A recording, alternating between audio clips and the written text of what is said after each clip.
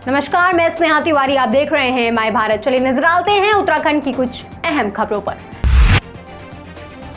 खबर लक्सर से है, जहां लक्सर और खानपुर में रविवार को शुरू हुई बारिश सोमवार को भी लगातार जारी है। बारिश से जहां धान और गन्ने की हजारों एकड़ फसल जलमग्न हो गई, तो वहीं बारिश के पानी से रास्ते भी जलमग्न हो गए हैं। लगातार हो रही बारिश से गंगा और सोलानी नदियों का जलस्तर भी बढ़ना शुरू हो गया है, जिससे क्षेत्र में बाढ़ का खतरा भी मंडराने लगा है।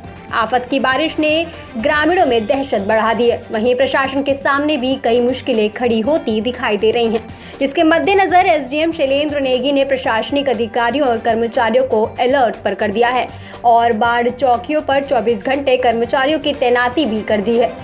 और नदियों के पास बसे गांवों में ग्रामीणों को नदी की तरफ ना जाने की हिदायत दी गई है। पहाड़ों में आज सावन का पहला सोमवार है। पहले सोमवार के मौके पर चमोली जिले के कई मंदिरों में सुबह से ही भक्तों का तांता लगा हुआ है। चमोली जिले के गोपीनाथ, जोशीमठ में कल्पेश्वर महादेव और ज्योतेश्वर महादेव मंदिर में श्रद्धालु सुबह से ही जलाभिषेक करने पहुंच रहे हैं। हालांकि सुबह से हो रही बारिश लगातार जारी है, लेकिन लगातार बारिश के बावजूद भी भक्त आस्था पर भारी पड़ते दिखाई दे रहे हैं। भक्त कोरोना गाइडलाइंस का पालन करते हुए भगवान महादेव के दर्शन करने के लिए मंदिरों में पहुंच रहे हैं। पहाड़ों पर लगातार हो रही बारिश से जनजीवन अस्त व्यस्त है। उत्तरकाशी में बादल फटने से तबाही के बाद पहाड़ों का पानी अब मैदानी इलाकों की तरफ रुख करने लगा है, तो वहीं हरिद्वार में भी गंगा खतरे के निशान के ऊपर बह रही है।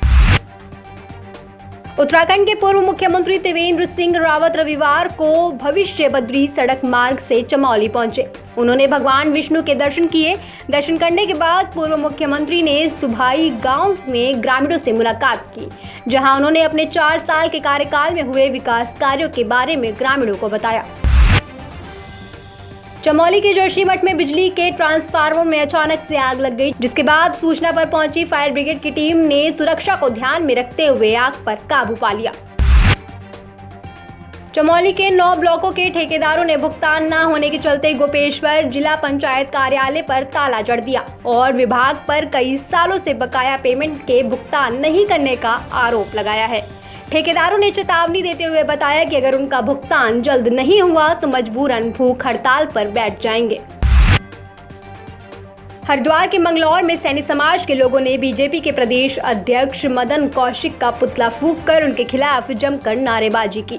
दरअसल मामला रुड़की के सिविल लाइन कोतवाली क्षेत्र का है, जहां साल 2013 में एक फैक्ट्री में चाचा भतीजे की हत्या कर दी गई थी। वहीं इस मामले में पूर्व में रहे कैबिनेट मंत्री मदन कौशिक ने मृतकों के परिवार को 2.5 लाख रुपए का मुआवजा देने की बात कही थी, लेकिन मुआवजा अब तक नहीं मिल सका है। इसी को लेकर सैनी समाज के लोगों ने मदन कौशिक का पुतला फूंका और चेतावनी दी कि अगर मुआवजा नहीं मिला तो सभी गाँव में इसी तरह का प्रदर्शन किया जाएगा।